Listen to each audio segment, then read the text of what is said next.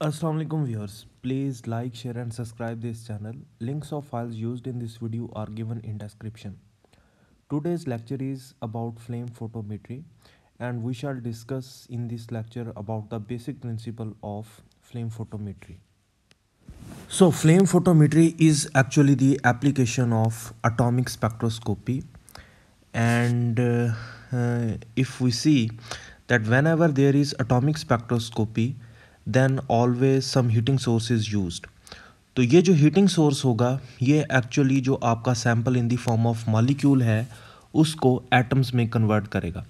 तो अगर आप देखें कि जो मॉलिक्यूलर स्पेक्ट्रोस्कोपी के टाइप्स हैं, चाहे वो एब्जॉर्प्शन है या एमिशन है, तो उसमें कहीं भी हमने हीटिंग सोर्स नहीं यूज़ किया। लेकिन एटॉमिक स्पेक्ट्रोस्कोपी चाहे वो एब्जॉर्प्शन हो या एमिशन हो, उसमें हम ऑलवेज जो है वो फ्लेम यूज़ करते हैं। So the reason is that कि फ्लेम जो है वो आपके सैंपल को एटम्स में कन्वर्ट करेगा। So this particular instrument was designed that is used in flame photometry was designed in 1980s by Bowling Barons, David Richardson, John Barry and Robert Hood. And that time that instrument was particularly used for determination of concentration of sodium and potassium in a solution. सो इसको जो instrument को name दिया वो flame photometer का जो है वो name दिया।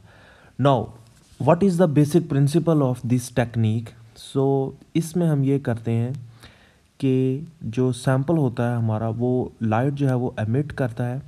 जो इस एमिटेड लाइट की इंटेंसिटी होगी that will be directly proportional to the concentration of the metal, और जो इसकी वेवलेंथ होगी जो एमिटेड लाइट की that will give information about the element nature. So both qualitative and quantitative analysis can be performed here in this type of spectroscopy. तो जो wavelength होगी emitted light होगी उसकी जो वेवलेंथ होगी that will be correspond to the qualitative analysis, whereas the intensity of the emitted light will be proportional to the concentration of the analyte present in the sample.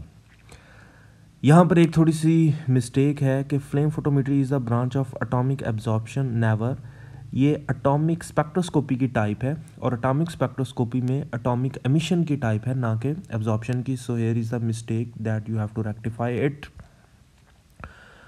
So now currently flame photometry is very much used and it is used generally for ions such as sodium, potassium, lithium, calcium, cesium, etc.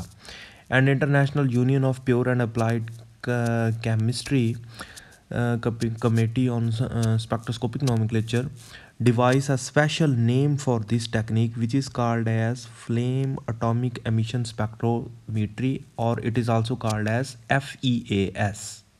The basic principle of flame photometer is that alkali and alkaline methods are dissociated. These are dissociated by providing energy in the form of heat, and these are converted into atoms. Then these atoms go into excited state. In excited state they are not stable, so they lose energy in the form of emitted light and return back to the ground state. और जब ये ground state में आएंगे तो हर जो आपका particular element है वो एक पर्टिकुलर वेवलेंथ जो है वो एमिट करेगा लाइट की। फॉर एग्जांपल अगर आप यहाँ पर देखें कि सोडियम जो है वो 589 नैनोमीटर की वेवलेंथ जो है वो एमिट करता है और फ्लेम में जो कलर होता है वो येलो होता है। Similarly potassium emit 766 nanometer and its colour is violet. Barium emits 454 nanometer wavelength, it is of lime green. Calcium emit wavelength of 622 nanometer, orange color, whereas lithium emit wavelength of 670 nanometer and its color is red. So these colors in the flame they show the emitted wavelength, and from this emitted wavelength we calculate what is actually present in our analyte और our sample. So ये जो analysis या ये जो information है that will be correspond to the qualitative analysis. And second जो है, जो इसमें हम क्वालिटी के बाद क्वांटिटी देखेंगे, तो जो इंटेंसिटी होगी एमिशन लाइट की, that will be directly proportional to the number of atoms turning to the ground state. तो अगर ज़्यादा लाइट इंटेंस है, इसका मतलब है ज़्यादा सैम्पल में एटम्स थे, ज़्यादा अमाउंट में वो एक्साइटेड स्टेट में गए हैं और ज़्यादा ही अमाउंट में वो डी एक्साइट हुए हैं, तो उतनी ही अमाउंट में जो है वो correspondingly energy in the form of light जो है वो रिलीज़ हुई है, और फिर हम उसको जो है वो डिटेक्टर के ज़रिए डिटेक्ट करते हैं। That is proportional to the concentration of your analyte. So अगर हम देखें कि what are the basic parts of the flame photometer, तो सबसे पहले जो इसमें हम जो है वो पढ़ेंगे वो है सोर्स ऑफ फ्लेम, कि जो फ्लेम है वो हम इसमें कौन सा यूज़ करते हैं। So if you see, this is the general diagram of the instrument. तो अगर आप यहाँ पर देखें कि here in this place our sample is present, this sample is sucked with the help of capillary tube. तो कैपिलरी ट्यूब जो है वो पीछे से कनेक्ट होती है आपके यहाँ पर पंप के साथ। पंप जो है वो यहाँ पर तीन चीज़ों को मिक्स करेगा। नंबर वन पर वो एक एयर की सप्लाई करेगा, नंबर टू वो फ्यूल सप्लाई करेगा। कंप्रेस्ड मीन्स क्या है कि यहाँ पर जो है हम प्रेशर के साथ जो है इनको इंस्ट्रूमेंट के अंदर जो है वो एंटर करते हैं। तो यहाँ पर जो सैंपल सक होगा, तो इन तीनों चीज़ों का मिक्सचर जो है वो इस जगह बनेगा, जिसको हम कहते हैं मिक्सिंग चैम्बर, या हम यहाँ पर इसको प्री मिक्स बर्नर भी कहते हैं। So the function of this pre mix burner is that it will mix all these three constituents such as sample, your air and your fuel, and these are burnt into this flame. Now in flame जो आपका analyte है वो atoms में convert होगा। Atoms में convert होने के बाद ये एनर्जी को एब्जॉर्ब करेगा। The atoms will go into higher excited states, वहाँ से वो ग्राउंड स्टेट में आएंगे ड्यू टू अनस्टेबिलिटी, और जब ग्राउंड स्टेट में आएंगे तो लाइट की वेवलेंथ जो है वो एमिट करेंगे। अब देखें यहाँ पर फ्लेम की अपनी भी लाइट है और बाकी स्ट्रे लाइट भी पहुँच रही है। तो यहाँ पर हम एक फ़िल्टर जो है वो सेट करेंगे। दिस फिल्टर विल डू कि ये हर वो लाइट जो है वो स्टॉप कर देगा जो कि अदर सोर्सेज से आ रही है, और सिर्फ जो एनालाइट की एमिटेड लाइट है, जैसा कि हमने यहाँ पर इस टेबल में पढ़ा है कि अगर सोडियम होगा तो वो 589 नैनोमीटर की वेवलेंथ की लाइट जो है वो एमिट करेगा। तो हम सोडियम के एनालिसिस में यहाँ पर फ़िल्टर ऐसा सेट करेंगे जो कि बाकी सारी लाइट को रोक लेगा, सिर्फ सोडियम वाली लाइट जो है वो पास करेगा।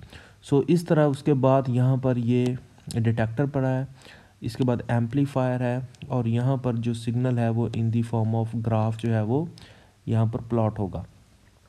सो this is the basic diagram of flame photometer. और अगर आप इसमें यहाँ पर देखें कि हमने दो चीज़ें यूज़ की हैं in order to in addition to the analyte और आवर सोल्यूशन। सो उसमें एक है एयर और सेकंड है फ्यूल। इन दोनों का एक बड़ा इम्पोर्टेंट जो है वो फंक्शन है, जिसको हम आगे देखते हैं। सबसे पहले हम अगर देखें कि सोर्सेज ऑफ फ्लेम, सो यहाँ पर जो फ्लेम हम जो यूज़ करेंगे उसका बड़ा रोल है। फ्लेम की जो टेम्परेचर है वो ही डिसाइड करेगा कि आपका जो यहाँ पर एटम्स बनने की क्वांटिटी है वो कितनी है, या एटम बनने की एफिशिएंसी जो है वो कितनी है। Higher the temperature, high will be the efficiency of making atoms. So जो यहाँ पर हम दो चीज़ें यूज़ कर रहे हैं, फ्यूल ऑक्सीडेंट मिक्सचर। यहाँ पर जो फ्यूल है उसके दो रोल हैं इस फ्लेम फोटोमीटर में। नंबर वन रोल तो ये है कि ये हमें सप्लाई कर रहा है एनर्जी, तो फ्यूल के जो बॉन्ड्स हैं वो ब्रेक करेंगे, तो as a result of which heat जो है वो प्रोड्यूस होगी। एंड सेकंड है यहाँ पर एयर। एयर जो है वो हेल्प करेगी इस फ्यूल को बर्न करने में। सेकंड यहाँ पर फ्यूल का जो रोल है वो role as a reducing agent भी है। तो अगर आप देखें कि हमारा एनालाइट जो है, या अगर हम सोडियम को यहाँ पर एस्टिमेट कर रहे हैं या पोटाशियम को एस्टिमेट कर रहे हैं, तो sodium will be in the form of cations. Like अगर आप स्टैंडर्ड सोल्यूशन बना रहे हैं तो सोडियम जो है वो एटॉमिक फॉर्म में नहीं प्रेजेंट होगा, वो केटाइनिक फॉर्म में होगा। Similarly, potassium और all other ions will be in cationic form. तो यहाँ पर जो फ्यूल है वो यहाँ पर पहले आपके इस एनालाइट को रिड्यूस करेगा, इनको एटॉमिक फॉर्म में कन्वर्ट करेगा, देन फ्यूल ऑक्सीडेंट मिक्सचर की जो हीटिंग एनर्जी है वो आपके फ्यूल और ऑक्सीजन के साथ मिलकर जो एनालाइट है इसको एटम्स में कन्वर्ट करेगी. Atoms then will go into excited state, then they will go into lower state after emitting energy in the form of radiation. So इस तरह अगर आप यहाँ पर देखें कि जितना ज़्यादा हम टेम्परेचर जो है वो बढ़ाएंगे उतनी ही एटम्स बनने की एफिशिएंसी जो है वो ज़्यादा होगी.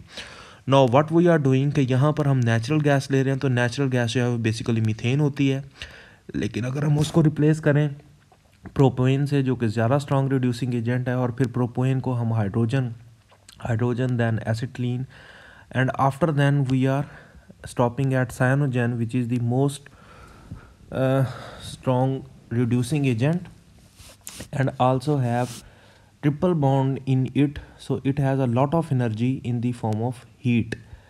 सेकंड, यहाँ पर हम क्या कर रहे हैं कि इस फ्यूल को बेटर बर्न करने के लिए जितनी ऑक्सीजन की सप्लाई ज़्यादा होगी उतना ही टेम्परेचर जो है वो बढ़ेगा. तो हम यहाँ पर देखें शुरू में एयर ले रहे हैं, but as we move down we are replacing air with oxygen, और उसके बाद जो है हम नाइट्रस ऑक्साइड और एसिटिलीन का मिक्सचर यूज़ करें, एंड देन सबसे जो परफेक्ट कम्बिनेशन है वो साइनोजन एंड ऑक्सीजन है, और हम 4800 सेंटीग्रेड टेम्परेचर तक जो है वो इसमें क्रिएट कर लेते हैं. सो इस तरह यहाँ पर अगर आप डायग्राम देखें कि both air and fuel they are mix together, so ये जो मिक्सचर होगा ये हीट प्रोड्यूस करेगा, और ये जो मिक्सचर है जिसमें फ्यूल है वो रिड्यूसिंग एजेंट के तौर पर भी जो है वो काम करेगा. इसके बाद जो सेकंड आपकी इम्पॉर्टेंट थिंग है वो है नेबुलाइज़र. नेबुलाइज़र जो है वो क्या करेगा, नेबुलाइज़र जो है इन तीनों को मिक्स करेगा, यानी कि आपका sample, your air and your fuel, और इसको मिक्स करके यहाँ पर स्मॉल ड्रॉपलेट्स जो है वो क्रिएट करेगा. जितने ड्रॉपलेट्स जो हैं वो स्मॉल होंगे उतना ही ईजी होगा कि वो एटम्स में कन्वर्ट हों. So nebuliser is actually producing very small droplets. इसके बाद थर्ड जो है सिस्टम वो है optical system. Optical system basically जो है इसमें लेंसेज हैं, इसमें स्लिट्स हैं, एंड लेंसेज और स्लिट्स का काम क्या है कि लाइट जो है उसको एक पॉइंट पर फोकस करना, ठीक है. तो लाइट जो है वो उसको हम कन्वेक्स लेंस के ज़रिए, कनकेव लेंस के ज़रिए हम इनको फोकस करते हैं एक ही पॉइंट पर, ताकि लाइट जो है वो इधर उधर जो है वो डेविएट ना करे और एक ही पॉइंट पर फोकस हो. उसके बाद यहाँ पर जो सिंपल हम कलर फिल्टर्स यूज़ करेंगे. This device is very much important and whole analysis is depend upon this portion. So filters जो होते हैं ये डिफरेंट मटेरियल्स के बने हो सकते हैं, ये ग्लास के भी बने हो सकते हैं, ये प्लास्टिक के भी बने हो सकते हैं, और इनका जो काम है वो ये है कि जो डिज़ायर्ड एनालाइट की लाइट जो एमिट हो रही है सिर्फ उसको पास होने देना है, बाकी सारी लाइट को रोक लेना है. फॉर एग्ज़ाम्पल अगर आप देखें कि अगर आपका फ्लेम जो है वो सोडियम की मौजूदगी में, इफ़ यू सी कि वो येलो कलर जो है वो शो कर रहा है, तो इसका मतलब है कि यहाँ पर आपका जो फ़िल्टर है वो भी येलो कलर का होना चाहिए. जब वो येलो कलर का होगा तो वो सिर्फ येलो लाइट ही जो है वो पास होने देगा, एमिट होने देगा, बाकी सारी लाइट जो है वो यहाँ पर रोक लेगा. सो इस तरह हम जैसे जैसे यहाँ पर एनालाइट जो है वो चेंज करेंगे वैसे वैसे ही हमें यहाँ पर फ़िल्टर जो है वो उसको भी चेंज करना पड़ेगा. So that is why this device is not called as flame spectrophotometer, it is called as flame photometer, because इसमें हम मोनोक्रोमेटर जो है या उसकी जिस तरह हम वेवलेंथ को सिलेक्ट नहीं कर सकते, सिलेक्ट कर सकते हैं, तो फिल्टर में हम जो है वो वेवलेंथ सिलेक्ट नहीं कर सकते, बल्कि हमें वेवलेंथ डिफरेंट आगे डिटेक्टर तक पहुंचाने के लिए हमें फ़िल्टर को ही चेंज करना पड़ेगा. That is why this device is called as flame photometer, not flame spectrophotometer. उसके बाद फ़ोटो डिटेक्टर है. फ़ोटो डिटेक्टर आपका वही सिंपल जो फोटो सेल जो की बेस पर होता है.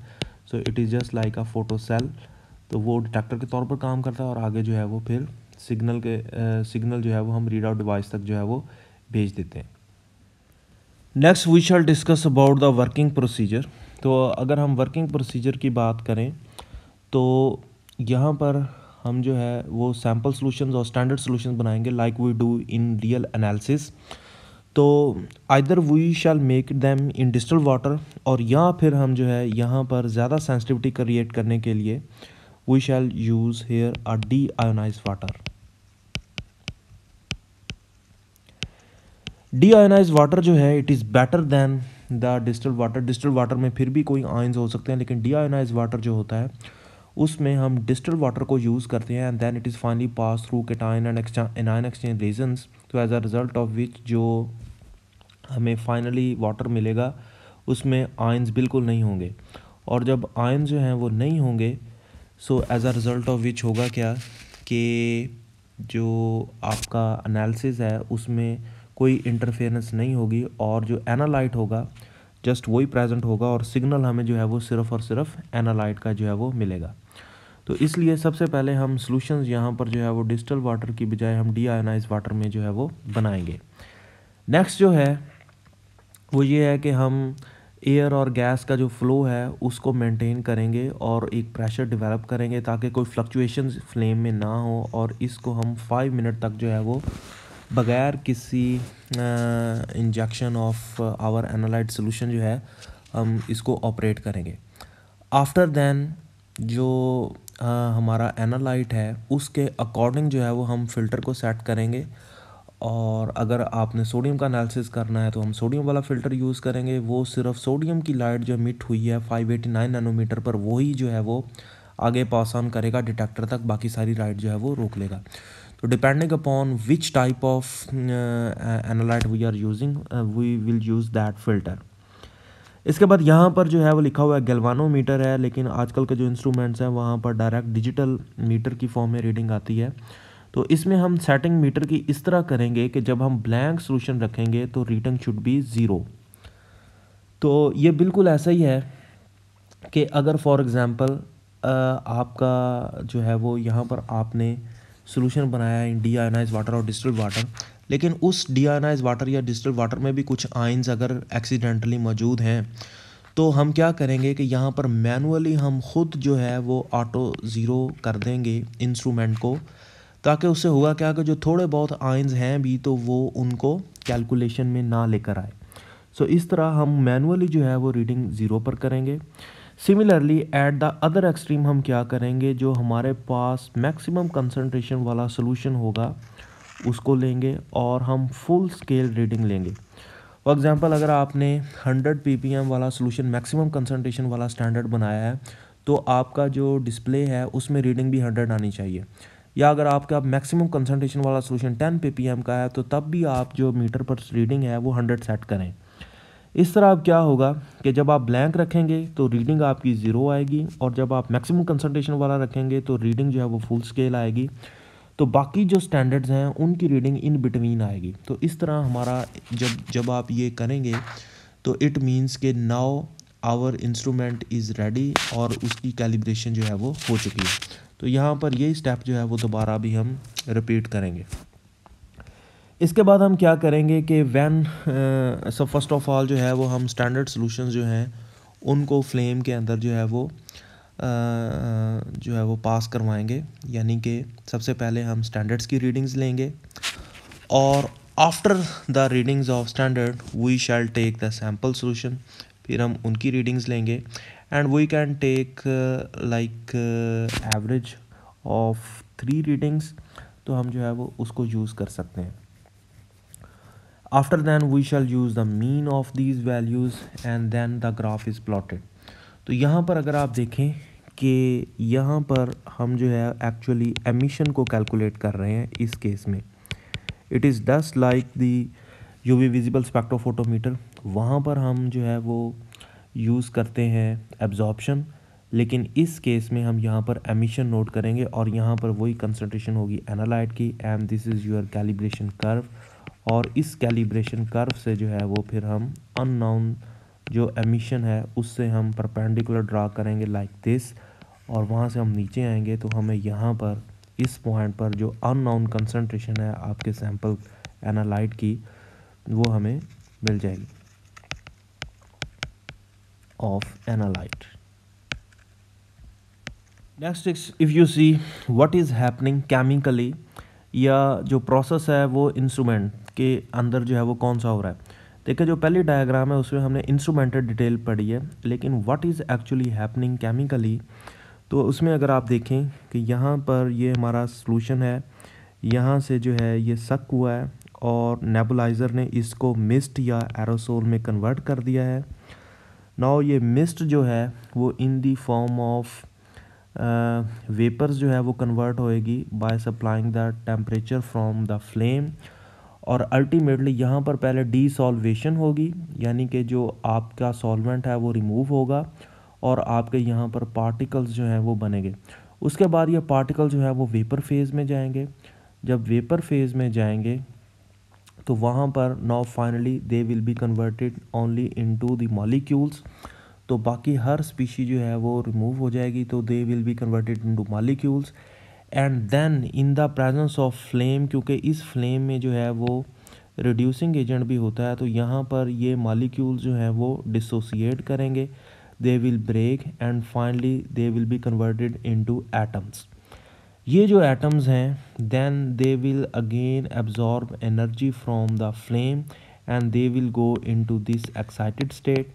जब एक्साइटेड स्टेट से ये ग्राउंड स्टेट में दोबारा आएंगे तो यहाँ पर ये एनर्जी जो है वो एमिट करेंगे। This energy is of particular wavelength, और इसकी एक ख़ास वेवलेंथ है, और हर एलिमेंट एक करैक्टरिस्टिक वेवलेंथ जो है वो जनरेट करेगा। उसकी वजह क्या है कि हर एलिमेंट के यहाँ पर जो एटम्स होते हैं उसके अंदर डिफरेंट जो है वो इलेक्ट्रॉनिक स्ट्रक्चर होगा, डिफरेंट उसके एनर्जी लेवल्स होंगे, तो हर एलिमेंट एक करैक्टरिस्टिक एनर्जी जो है वो सेंड करेगा, एमिट करेगा। तो इसकी जो वेवलेंथ होगी that will be correspond to the qualitative analysis, उससे हमें पता लगेगा कि हमारा एनालाइट कौन सा है। वेयर एज इसकी जो क्वांटिटी लाइट की एमिट हुई है दैट डिपेंड्स अपॉन द कि नंबर ऑफ एक्साइटेड स्टेट में एटम्स कितने गए थे। एक्साइटेड स्टेट में एटम्स उतने ही होंगे जितने ग्राउंड स्टेट में पहले एटम्स मौजूद थे। ग्राउंड स्टेट में एटम्स कितने होंगे जितने मॉलिक्यूल्स थे, और मॉलिक्यूल्स जो हैं वो डिपेंड करेंगे कि फिर आपके एनालाइट में कंसंट्रेशन जो है वो आपके सॉल्यूशन में एनालाइट की कंसंट्रेशन क्या है। सो इस तरह जो इंटेंसिटी होगी that will be correspond to the quantitative analysis, whereas जो इसकी वेवलेंथ है that will be equal to its qualitative analysis. तो यही स्टेप जो है वो हम यहाँ पर सेपरेटली मेंशन भी किए गए हैं। सबसे पहले है desolvation. Desolvation is also called as drying of a sample. तो देखिए आपका जो एनालाइट है वो सोल्यूशन फॉर्म में है, तो सोल्यूशन जो है वो हमने डीआयोनाइज वाटर या किसी और सॉल्वेंट में बनाया है। तो सबसे पहले हम इस सॉल्वेंट को रिमूव करेंगे और this solvent will be dehydrated and it will be dehydrated depending upon the temperature of the flame. Second जो स्टेप है उसको हम कहते हैं वेपराइजेशन। वेपराइजेशन में क्या होंगे, तो आपके जो पार्टिकल्स हैं they will be converted into vapour form, और ये वेपर्स में कन्वर्ट होंगे, they will be converted into very fine mist. After then atomisation step होगा कि यहाँ पर ब्रेक डाउन भी होगी, आपके जो मॉलिक्यूल्स हैं या आपके जो आयंस हैं वो एटम्स में कन्वर्ट होंगे। जो मॉलिक्यूल्स हैं they will be simply break into atoms, और अगर उस एटम में कोई चार्ज की डेफिशिएंसी है या वो कोई पॉजिटिव चार्ज में कन्वर्ट हुए हैं, तो जो फ्यूल है जो कि रिड्यूसिंग एजेंट के तौर पर वर्क कर रहा है वो फाइनली इनको एटम्स की फॉर्म में लेके आ जाएगा, और that step is called as atomisation. After then excitation, कि जब एटम्स बन जाएंगे तो यहाँ पर जो फ्लेम की हीट है वो इलेक्ट्रॉनिक ट्रांजिशंस करेगी। Electrons will go into the higher states. Higher states जो होती हैं वो डीस्टेबल होती हैं, तो अगेन जो है ये आएंगे ग्राउंड स्टेट में। जब ग्राउंड स्टेट में आएंगे दे विल एमिट लाइट, और इसी एमिटेड लाइट को जो है वो हम मेजर कर। जिस तरह एब्जॉर्प्शन के केस में बीयर-लैम्बर्ट लॉ पढ़ते हैं, यहाँ पर जो है वो एक इक्वेशन है that is called as Scheibe Lomakin equation. तो ये इसका जो है वो कंक्लूजन है। इफ़ यू सी कि यहाँ पर I इज़ इक्वल टू के सी। आई जो है वो intensity of the emitted light है, कि कितनी क्वांटिटी जो है वो एक पर्टिकुलर वेवलेंथ की लाइट की एमिट हो रही है। That depends upon proportionality constant and concentration of the element.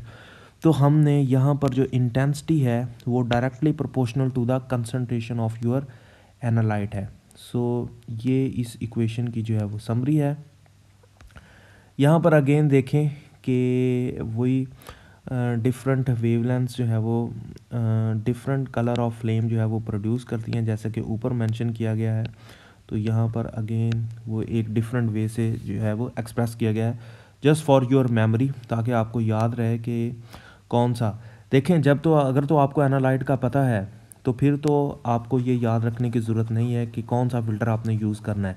But if you are unknown, के आपको नहीं पता कि आपके सैंपल में कौन सा आइन जो है वो मौजूद है या कौन सा नहीं है, किसका एनालिसिस करना है, या if you want to know qualitative analysis, तो फिर जिस कलर का फ्लेम प्रोड्यूस होगा वहाँ से आपको जो है वो पता लग जाएगा कि यस, अगर कलर जो है वो वायलेट है तो आपके सैंपल में पोटाशियम है, अगर रेड है तो लिथियम है, अगर ऑरेंज है तो कैल्शियम है, अगर सोडियम है तो इसका कलर येलो होगा, और अगर बेरियम है तो लाइम ग्रीन। देखें, आप फ्लेम फोटोमेट्री का एक्सपेरिमेंट अभी अपने घर में भी कर सकते हैं कि जस्ट आप एक कैंडल बर्न करें और उसके ऊपर जो है वो सोडियम क्लोराइड की क्रिस्टल्स या जो साल्ट है उसको आप पोर करें, तो आप देखेंगे कि वो बर्न करेगा विद येलो लाइट। तो जो आपके फ्लेम की लाइट है, जो कैंडल की लाइट है, वो येलो हो जाएगी। So this is you are practically doing the flame photometry in your house. तो ये इसकी जो नेक्स्ट, अगर हम एप्लीकेशंस देखें फ्लेम फोटोमीटर की, yes we can do both qualitative and quantitative analysis of element. तो अगर आप देखें कि जो alkali and alkaline earth metals होते हैं, they are critical part of the soil. तो सॉइल की जो क्वालिटी है वो हम फ्लेम फोटोमीटर से टेस्ट जो है वो कर सकते हैं। Similarly sodium and potassium ions जो हैं, they are important component of human body. तो वेरियस मेटाबॉलिक प्रोसेसेस में ये इन्वॉल्व होते हैं। तो ब्लड के अंदर, ब्लड के सीरम के अंदर इनकी कितनी कंसनट्रेशन है वी कैन डिटरमिन। सिमिलरली आपके पास सॉफ्ट ड्रिंक्स हैं, जूसेस हैं, अल्कोहलिक बेवरेजेस हैं, इन सब से जो है वो हम फ्लेम फोटोमेट्री करके जो है वो इन आयंस की कंसनट्रेशन फाइंड कर सकते हैं। यहाँ पर अल्कोहलिक बेवरेज जो है उसमें आप मेडिसिन भी इंक्लूड कर सकते हैं। सो लाइक किसी भी सैम्पल टाइप में आपके आयन जो मौजूद हैं तो हम उनका एनालिसिस जो है वो कर सकते हैं। सो एडवांटेजेस ऑफ फ्लेम फोटोमीटर क्या है? तो सबसे पहला जो एडवांटेज है कि it is very simple and economical. कोई इसका जो है वो इतना एक्सपेंस नहीं है, बहुत नॉमिनल सी जो है वो इसमें गैस यूज़ हो रही है और बहुत कम क्वांटिटी ऑफ गैस जो है वो यूज़ होती है। जस्ट लाइक अ कैंडल फ्लेम जो है वो हम फ्लेम इसमें बर्न करते हैं। It is very much convenient, quick है, सिलेक्टिव भी है और सेंसिटिव भी है। सिलेक्टिव का मतलब यहाँ पर यह है कि जब आप एनालाइट को डिटेक्ट कर रहे हैं, सोडियम को, तो ये सिर्फ सोडियम का रिजल्ट देगा, ये पोटाशियम कैल्शियम का नहीं रिजल्ट देगा। सो it is selective. And sensitive का मतलब है कि how much concentration of sodium it can detect. तो लिटरेचर में है कि अबाउट 0.1 ppm कंसनट्रेशन तक जो है ये डिटेक्ट कर सकता है सॉल्यूशंस की। तो it is very much sensitive in this respect. So very low concentration like parts per million and even parts per billion भी जो है वो इसमें हम एनालिसिस जो है वो कर सकते हैं। इसके बाद ये है कि जो अनएक्सपेक्टेड इंटरफेरेंसेस होती हैं उनका कोई इसमें इफ़ेक्ट जो है वो नहीं होता। सिमिलरली अगर आप देखें कि बेरियम है या लिथियम है, इसका कोई और मेथड नहीं है एनालिसिस का ईजी, तो ये रेयर एलिमेंट्स जो हैं उनको हम बड़ा इजीली इसमें कर सकते हैं इनका एनालिसिस। डिसएडवांटेजेस क्या हैं? कि इसकी बहुत सारे डिसएडवांटेजेस भी हैं। सबसे बड़ा जो है कि आप एक्यूरेट कंसंट्रेशन बिल्कुल नहीं डिटरमिन कर सकते। देखिए, जब आप प्रैक्टिकल परफॉर्म करते हैं तो जो रीडिंग होती है डिस्प्ले में वो बड़ी फ्लक्चुएट करती है। जब वो फ्लक्चुएट करती है तो आप किसी एक पर्टिकुलर रीडिंग को जो है वो उसको आप 100% ऑथेंटिक नहीं मान सकते। So we have to take average, और जब आप एवरेज लेते हैं तो थोड़ी सी कंसंट्रेशन आगे पीछे हो जाती है। नाउ इस रीडिंग चेंज होने का रीज़न क्या है? कि we are using gas, we are using air and we are using flame. All these things are very variable. Like अगर आप पीछे से गैस का प्रेशर थोड़ा सा चेंज हो गया है या एयर का वॉल्यूम कम सा हुआ है तो फ्लेम का जो टेम्परेचर है वो इतना ज़्यादा नहीं हो, उसमें वेरिएशन आएगी, जिससे फिर एटोमाइजेशन पर इफ़ेक्ट होगा और जिससे बहुत इंटेंसिटी एंड वेवलेंथ जो है उस पर इफ़ेक्ट होगा। सो कोई एक्यूरेट डिटर्मिनेशन जो है वो इसमें बड़ी रेयर है। तो इसीलिए जब हम फ्लेम फोटोमीटर का टेस्ट करते हैं तो देन वी डू एस्टिमेशन। तो हम एस्टिमेशन लिखते हैं कि हम एक्यूरेट डिटर्मिनेशन का वर्ड जो है वो इसमें इतना ज़्यादा नहीं लिखते। नेक्स्ट ये है कि ये जो इनर्ट गैसेज हैं ज़ाहिर है उनको ये डिटेक्ट नहीं कर सकता। इसके अलावा ये मेटल को सिर्फ एटॉमिक फॉर्म में एनालाइज करता है, रियल सैंपल में मेटल किस फॉर्म में है उसकी हमें कोई इन्फॉर्मेशन नहीं देता। So it only gives information about how many atoms are generated, और फिर उन्हीं एटम्स की इंफॉर्मेशन देता है क्वांटिटेटिव एनालिसिस भी और क्वालिटेटिव एनालिसिस भी। नेक्स्ट है कि सिर्फ लिक्विड सैंपल्स यूज़ होते हैं। देखें अगर आपका जो सैंपल है वो सॉलिड फॉर्म में है तो हमें उसको डिज़ोल्व करना पड़ेगा इन लिक्विड फॉर्म में, क्योंकि लिक्विड फॉर्म में सैंपल सक हो रहा है नेबुलाइज़र के थ्रू। तो सॉलिड को फिर हमें लिक्विड में कन्वर्ट करना पड़ेगा, उसके लिए बहुत सारे केमिकल्स यूज़ होंगे। इसके अलावा अगर आपका वो पूरी एफिशिएंटली सॉल्युबलाइज नहीं हुआ है तो तब भी फिर एनालिसिस बेटर वे में परफॉर्म जो है वो नहीं होगा। नेक्स्ट ये है कि ऑल्दो हम सारे ना तो मेटल्स कर सकते हैं एनालाइज क्योंकि सबके फ़िल्टर्स अवेलेबल नहीं है, सिमिलरली सबको हम एटम्स में इस टेम्परेचर रेंज में कन्वर्ट नहीं कर सकते, ठीक है। सिमिलरली कुछ अदर एलिमेंट्स जैसे कार्बन है, हाइड्रोजन है, हैलाइड्स है, उनको भी हम इसमें डिटेक्ट जो है वो नहीं कर सकते। तो असल जो इसमें फिर लिमिटेशन आ जाती है वो फ्लेम की आ जाती है कि देखें इस टेम्परेचर रेंज में सिर्फ 4, 5 या 6 जो अबव मेंशन हमने किए हैं एलिमेंट्स उनको ये एनालिसिस कर सकते हैं। तो बाकी जो फिर एलिमेंट्स हैं जो कि पीरियोडिक टेबल में हैं उनको एनालाइज करने के लिए फिर हम एडवांस इंस्ट्रूमेंटेशन की तरफ जाते हैं, एडवांस टेक्निक जो है वो चूज़ करेंगे। और जो मोस्ट एडवांस टेक्निक है इसमें वो है ICP। सो ICP और it is also called as inductively coupled plasma. ये ICP जो है वो OES मेथड भी हो सकता है और MS मेथड भी हो सकता है। तो ICP में हम प्लाज्मा जो है वो यूज़ करते हैं। तो जितना भी पीरियोडिक टेबल में सारे एलिमेंट्स हैं we can analyse them except the gas जो कि प्लाज्मा बनाने के लिए जो है वो यूज़ होगी। So this was all about today's lecture. I hope आपको इसकी अंडरस्टैंडिंग होगी। If you have any question let me know. Okay, thank you, अल्लाह हाफिज़।